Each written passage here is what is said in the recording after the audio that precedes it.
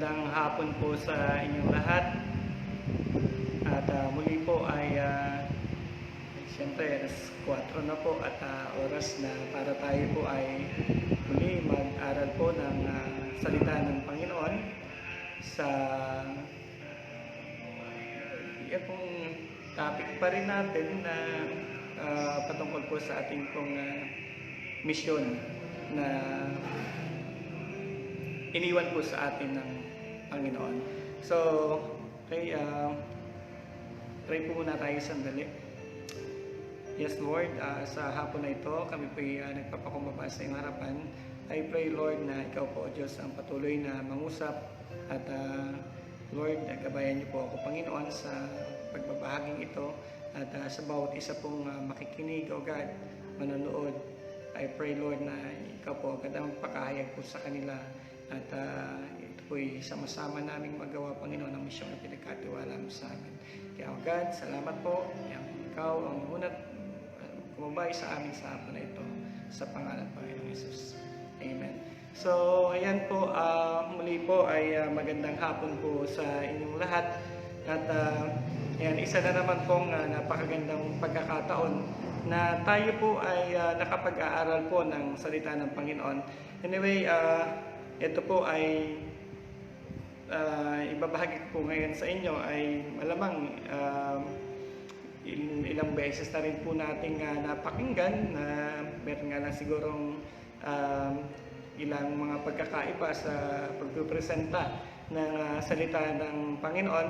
At hayaan niyo po na sa pagkakataong ito ay patuloy po natin, sabi nga, ang salita ng Diyos ay pinagbubulay-bulayan. So, ito po, muli ay pag-aralan po natin ang salita ng Panginoon. Kaya, alam niyo po, ma-share ko lang po sa inyo. Sa panonood po ng live ng Rema Pills, ay tunay po na nakaka-encourage po ang mga isineshare po sa atin ng ating pong mga kapastoran na lalo tigit po dito po sa ating pong misyon na nitong nagdaan nga pong taon 2020 ay nag-start po yung pandemic and medyo sabihin natin talagang medyo nalimitahan po yung mga gawain ng church at ayan, hindi na kagaya ng dati na makakalabas-labas ka pero still salamat naman po at nagpapatuloy po tayo. Alam niyo po, nung ni-share ko lang, sa panood ko po ng live, isa pong kasama natin na nag-share po, nung nag-share po si Pastor JP, na nakaka-encourage po, yung po bang ikinuwento niya na, yung sabi nga niya, na-sharean niya dati na taga Sambales ba yata yun, na eto, na matanda na pero talagang sinesharean niya at dinabi na sa simbahan pero siya pa yung may ganang minsan nasusungitan pa pero alam niyo po anong pumanaw na nga po yun at sa panahon si Pastor JP sabi niya sa kwento niya na siya ay nanlalamig hindi naman siguro nanlalamig talaga pero medyo matamlay nung marinig niya yung isang worker na nakapanaginip doon sa tatay na yon na ang sinasabi ay ipakisabi kay JP na siya ay nagpapasalamat dahil nandoon yung pagtatyaga. Alam niyo po, nakakaano po gusto ko lang sabihin sa inyo na nakaka-lift up ba, nakakamuli yung, kumbaga, nakakasigla na gawin talaga ang pinagagawa ng Panginoon kasi makikita mo na time will come, lalo na nasa langit na po tayo. Maraming lalapit sa atin at magsasabi na salamat, pinagtyagaan mo ako. So ito po, muli po, nais ko pong basahin sa inyo. Yun pong sinabi ng Panginoon nang siya po ay nandito pa sa lupa, siya ay paalis na po at paakyat na sa langit. Dito pa rin po sa Matthew chapter 28, verse 18 to 20. And sabi niya dito, and Jesus came and spake unto them, saying, all power is given unto me, and in heaven and in earth. Go ye therefore and teach all nations, baptizing them in the name of the Father, and of the Son, and of the Holy Ghost, teaching them to observe all things whatsoever I have commanded you. And lo, I am with you always, even unto the end of the world. Okay. Ano nyo po, ito nga na-share din po ito ni Pastora Ina. At ayun, ito po, sabi nga Lord, ibinigay ng kapangyarihan at ito, yung doon sa misyon na iniiwan niya, na ipinagkakatiwala niya, ay sinabi niya po sa instruction niya kung paano po gagawin yung misyon. At bagay po na nais ko pong i-share po sa inyo ngayon. So, doon sa pagsasagawa po ng misyon, maniwanag po ang sabi ng Panginoon. Number one, sabi niya, humayo kayo, o sabi niya, go. Mag-go kayo. Masabi natin, pag-go, ibig sabihin nga, ilalabas po tayo. Pag-go, may gagawin tayo, may pupuntahan po tayo. At sino ang pupuntahan natin? Of course, yung mga tao po na kikita natin na wala pa talagang relasyon sa Panginoon. So ito po, sabi nga ng Panginoon, go. Go. Lumabas kayo. Pumunta kayo. Alam niyo po, hindi naman ito, hindi sinasabi na sa mga full-time lang na sinasabing mag-go. Even ikaw ay part-time, sabi natin regular member ka lang ng church, still ang sinasabi ng Panginoon para makapag-ambag tayo, ma-contribute tayo doon sa Great Commission, ang sinasabi ng Panginoon ay gumo ka, humayo ka. Kaya ito po, saan man po tayo dalhin ng Panginoon, ay napakaganda na dala-dala natin yung misyon na ipinagkatiwala po sa atin ng Panginoon. Alam niyo po, naalala ko lang po nung mga time po na ako po yan nagtatrabaho pa na nasa hospital po. Hindi po ako doktor nung nagtatrabaho po ako sa hospital. Pero andun po na pinagkalooban ng Panginoon na lagi ko pong makausap yung mga pasyente, makabisita sila sa mga kwarto-kwarto. At habang naglilinis po ako doon, ay nakikita ko po yung kanilang pangailangan po sa Panginoon. At alam niyo po, nalala ko lang po, isang beses po, yung isang pasyente nga po doon, na talagang kinakausap ako ng Lord na, sharean mo. Alam niyo po, ilang beses ako na napabalik-balik na hindi ko magawang sharean. Dahil pasensya na po, yung itsura kasi nung nasa isolation room po Tapos, excuse po, pero nag-hemop siya, tumusuka po siya ng dugo at yun talaga, yung inipin po niya, nakikita, medyo may dugo, may maganon po. Kaya ilang beses po ako talaga balik-balik. Pero, praise the Lord at na-overcome ko po yun sa tulong ng Panginoon at na-share po yung taong yun. At tumanggap po siya. Alam niyo po, hindi ko po inaasahan na siya po ay makakalabas pa ng ospital na masabi kong ay magaling. Akala ko po nung pumasok po ulit ako, nag-duty po ulit ako, wala na. Kasi akala ko na talagang nawala na siyang tuluyan. Pero yun po pala, nakalabas pa po ng hospital. At nabalitaan ko po dahil yung pong anak niya pulis, nakatagpo ko po nung mga panahon na yun. At nagpapasalamat siya na share ko yung tatay niya. Alam niyo po pala, 1 week lang po siya nakakalabas at pumanaw na rin po yung tatay niya. Ayun po sabi ng Panginoon, go, humayo kayo. Kaya alam niyo po, saan man po tayo dalhin ng Panginoon, napakaganda, dala-dala po natin ang misyong ipinagkatiwala po sa atin ng Panginoon, sapagkat may mga kaluluwa, may mga taong itinalaga po ang Diyos para sa atin, na masyaran po ng salvation, na ang Panginoon po ang pag-asa. Kaya, wag po tayong nandun na, sabihin natin na parang kontento na tayo na ganito, ganyan.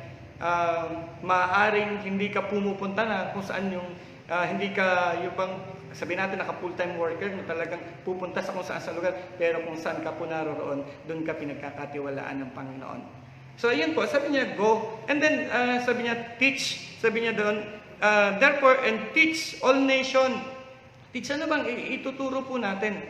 Alam niyo po, kung titingnan po natin yung mga nakakilala sa Panginoon, nung mga time na ang Panginoong Jesus po ay nagpapagaling, nangangaral ng salita ng Diyos, nakita ko po yung mga napagaling niya, lalo na yung isa, napagaling niya, na yung pong dalawang lalaking bulag, dito po sa Matthew chapter 9, verse 31, sila po'y lumapit sa Panginoong Jesus. At ang sabi nila, Lord, Panginoon, pagalingin niyo po kami.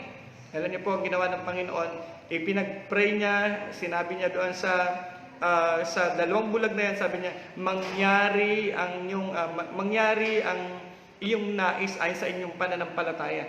At alam niyo po, yung mga bulag na yon, sila po ay nakakita, sila po ay gumaling. Alam niyo po, sa verse 31, mangyari, pagkaalis ng Panginoon doon, ang ginawa po nila, ibinahagi nila po doon sa buong lungsod, doon sa lugar nila, yung bagay na ginawa ng Panginoon. Kaya sabi ng Lord, ng instruction niya, go and teach, make disciples. Anong nga bang ituturo? Anong gagawin? Kumbaga parang initially ay maihayag mo yung kabutihan ng Panginoon, siguro maaaring nandun meron sa atin na, Lord, wala pa akong alam, o di kaya hindi ako marunong magsalita, kagaya ng mga excuses ni Moises at ng iba pang mga Kristiyano na hindi marunong magsalita, pero alam niyo po, meron po tayong mai-share sapagkat yan, ang bagay na yan ay ang bagay na ginawa ng Panginoon po sa atin. At kagaya po ng dalawang bulag, marami po silang nabahaginan sapagkat meron silang na-experience kay Jesus na ginawa sa kanila. At yun po yung kagalingan. Alam niyo po, maging yung Samaritan woman na kinausap ng Panginoon doon sa balon, sabi nung lumabas din siya doon sa bayan, pumunta siya sa bayan. At ang pahayag niya ay tingnan niyo yung nagsabi sa akin ng mga ginagawa ko. Ito na kaya ang Kristo. Alam niyo po, andun na ang instruction ng Panginoon, sabi niya, humayo kayo, lumabas kayo. At ito po yung makikita natin na halimbawa, kagaya nitong mga taong ito na naka-experience ng mga bagay na ginawa ng Panginoon sa kanila pong buhay. At dahil po doon, hindi mahirap ang pagbabahagi sapagkat ito'y experience nila.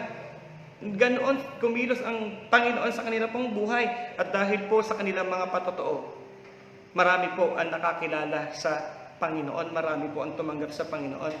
Okay, sabi pa niya dito, sabi niya, go ye therefore and teach all nations, baptizing them. Sabi niya, bautismuhan niyo sila sa ngalan ng Ama, ng Anak, at ng Espiritu Santo. Ang instruction po ng Panginoon, i-baptize daw po. Paano nga ba yung baptism? Di ba, alam natin, yung baptism, pagkano, ilulubog sa tubig, ganyan. Makikita po natin, ito po ay isang public proclamation na tayo po ay tagasunod na ni Kristo. Ano niya sabi po ang instruction ng Panginoon, baptize them. Bagay po na makita natin, sa mga tao po na share natin at tumatanggap sa Panginoon, ma-encourage po natin sila na lumabas, manindigan, huwag mahiya, huwag matakot na ipakita na sila po ay tagasunod na ni Kristo. At sa pamamagitan po noon na sila po ay mabaptize. Alam niyo po, sabi niya, may baptism in the Spirit. Alam po natin, kasi sabi nga doon sa Acts 1:8, sabi niya, kailangan makuha natin, ma-experience po natin, sapagkat sa baptism, doon po tayo na-empower. Doon po tayo na-empower ng Espiritu ng Diyos para gawin natin po yung mga bagay na ipinagagawa po ng Panginoon. So, napakaganda po na sundan po natin yun, na sa mga naiilapit po natin sa Panginoon, mabaptize po sila, yung hindi sila matakot, hindi sila mahiya na sumunod sa Panginoon. And then, sila po ay ma-empower ng Panginoon para sa ganoon, hindi lamang po sila basta tumanggap ng kaligtasan, kundi ay magamit din ng Panginoon upang makasama natin sa misyon hanggang sa mangyari po ang plano ng Panginoon po sa bawat isa po sa atin. At yun nga po, balikan ko lang po nung sa teach. Alam niyo po, nung kami po dito po sa Mauban, mahilig po kaming mag-crusade. Mahilig po kaming lumabas para mag-street evangelism. Alam niyo po, nalaman ko lang dito pong nagbakasyon po yung mga worker. And sabi niya, doon sa isa pong crusade namin, doon sa isang barangay, doon pala siya unang tumanggap sa Panginoon. Ako po medyo nung una, sabi ko na medyo na ako mag-crusade kasi maggastos, tapos ang daming trabaho na gawa. Pero nung malaman ko po yun, na-encourage ako muli na gawin yung mga bagay na yan. Dahil talagang walang nasasayang sa bagay na ginagawa natin po sa Panginoon. Okay, so ika-4 po, sabi niya, sa verse 20, sabi niya, teaching them to observe all things, whatsoever I have commanded you, and lo, I am with you always, even unto the end of the world. And sabi niya po, teaching them. Anong ituturo? Yung mga bagay, yung mga commandments niya, yung mga bagay na itinurunan niya rin sa atin. And sabi niya, turuan niyo sila. Turuan niyo sila ng lahat ng bagay na ito.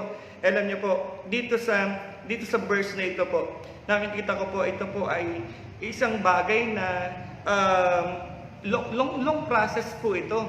Yung pagtuturo ay, alam po naman natin na hindi po ito maiisang gawa ng, kumbaga, isang upuan lang, na para bang sandali lang. Kundi, ito po ay isang proseso, ang pagtuturo ng mga bagay na sa Panginoon, yung mga pinagagawa ng Lord.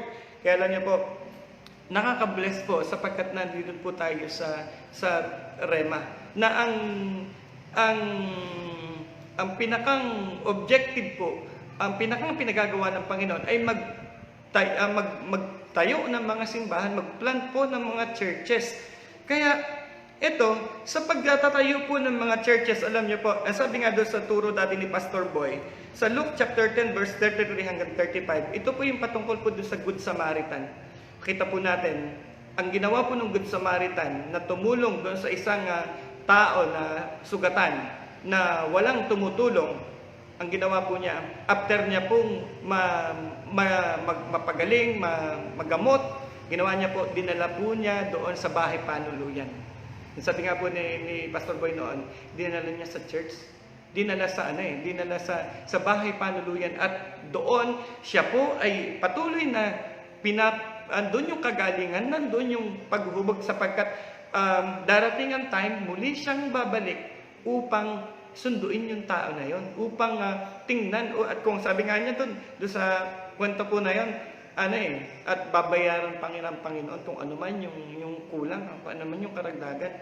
Alam niyo po, yung Good Samaritan, walang iba nga kundi ang Panginoon ito. At ito po, inilalagay ng Panginoon yung mga taong inilagjas niya sa mga simbahan upang maalagaan po ito, maiayos at magamit para sa gawain ng Panginoon. Maging kasama doon sa misyon. Alam niyo po, long process po ang pagtuturo po ng mga bagay na sa Panginoon na nais ipaturo ng Panginoon. At walang iba kung hindi yung mga utos niya, yung mga ginawa niya. Kaya ito po, sa Great Commission ay makikita po natin na ito po ay, kung tingnan po, ito ay isang, kumbaga, team effort. Hindi po ito, kumbaga, yes, napakaganda po kung andun talagang kailangan po natin gawin na tayo po mag-share, pero huwag mo sabihin na hindi mo kakayaning mag-share kasi hindi ka marunong magsalita. Alam niyo po, sabi nga ni Pastor Marvin, siya, mahihiyain siya. At makikita naman natin sa personality niya, talagang medyo mahihiyain nga. Pero dahil sa kagustuhan sumunod sa Panginoon, ine-empower ng Panginoon yung dating mahihiyain, andun po na ginagamit ng Panginoon. So, eto po, ang dami po nating pwede pong mai-contribute para mangyari po yung Great Commission. Kaya kung ano man po ang meron na ibinigay po sa atin ng Panginoon, na-encourage ko po kayo, na-encourage ko pang bawat isa, i-contribute po natin sa pagsasagawa ng Great Commission na iniwan po sa atin ng Panginoon. Meron po tayong kanya-kanyang talento na ibinigay ng Panginoon. Maaaring hindi ka ganoon o sabihin mo, gusto mong makakilala yung tao. Maaaring pinagkalooban ka ng Panginoon na ikaw ay magaling mag-invite. I-invite po natin. At maaaring hindi ka ganong kagaling sa sa Word of God, pero still meron kang experience na bagay na ginawa ng Panginoon sa'yo at pwede mo yung ma-share. Alam niyo po, may-share ko lang po nitong nag-lockdown nga po tayo. Nagpapasalamat po ako dahil yung isa po nating kapatid sa Panginoon ay dati siya nasa Manila pero dinala siya ng Panginoon dito. Alam niyo po ngayon, mas nagiging magaan po sa akin yung pag-iisip, yung pagsasagawa ng mga bagay na yung po kagaya po ng mga pagpaplan po natin ng mga churches. Nung lockdown po, ano po kami ng panibagong church doon po sa bali 2 pong barangay at yung pong isang barangay naman, bali pang 3 barangay, ay ano po, meron po nagpagamit ng bahay niya na yun po nagsisilbing church po doon. So yung po namang isa pang barangay, nakakapaggawa din po ng church doon. At yun nga po, sabi ko sa inyo, naging madali po nung dumating po yung isa po nating kapatid sa Panginoon. Sapagkat siya po, binigyan po siya ng talento ng Panginoon para makapaggawa, kapag karpintero, makagawa po ng church. Alam niyo po, nagtatayo po tayo ng mga praying church. Kasi bakit? Gusto natin na may maglalagyan po ng mga taong iniligtas ng Panginoon upang mahubog po sa pagsunod sa gawain ng Panginoon, sa kalooban ng Panginoon. Kaya ito, yung Great Commission po ay patuloy po nating gawin sapagkat ito po yung iniwan po sa atin ng Panginoon. At sabi nga doon sa isang quote po, sabi niya, if you want to go fast, go alone. If you want to go far, go together. Andun po na, ito sama-sama po natin itong gawin. Kasi naniniwala po ako, sabi nga doon sa last part, teaching them all things. Long process po ito. At kinakailangan po, napakaganda na meron pong lugar na mapagdadalhan po sa kanila upang mahubog at maturuan. Sa gayon po ay ma-share po natin sa kanila kung ano yung kalooban ng Panginoon sa kanila po mga buhay. So, nawa po ay ngayong 2021 na muli isa pong panibagong simula para po gawin natin ang misyon na pinagkatiwala ng Panginoon. Sama-sama po natin na ipagpatuloy na gawin ang ipinagagawa po ng Panginoon. And in due time, alam naman natin mag-harvest po tayo if we don't give up. So, maraming salamat po sa inyong pong pakikinig sa hapon na ito. And sige po, tayo po mag-pray bago po tayo magtapos. Hallelujah. Father God, maraming salamat po sa pagkakataon na ito na kami po ay muli nakapag-aral ng salita. And I pray, Lord God, na ang mga kapatid ko na nanonood ngayon, bawat isa po na nakakapanood, maaaring hindi man nakanood ngayon sa mga darating na araw, dalayan ko po Panginoon na Lord, hayaan niyo pong ma-encourage po sila at ma-contribute nila Panginoon, O God, yung kanilang bahagi upang ang Great Commission na iniwan mo po Panginoon, ipinagkatiwala mo sa amin, ay sama-sama po naming mapagtulong-tulungan upang Lord God, ang katagumpayan nga po, O Diyos, ay maranasan sapagkat Ikaw ang kasama namin. Kaya O God, salamat po sa pagkakataong ito, hayaan niyo po na marami pang churches, Panginoon, ang maitayo sa taong ito. Salamat po, Ama. Ito pong aming panalangin sa pangalan ng Panginoong Jesus. Amen. So, God bless po sa inyong lahat. At, ayan, patuloy po tayong samahan ng Panginoon.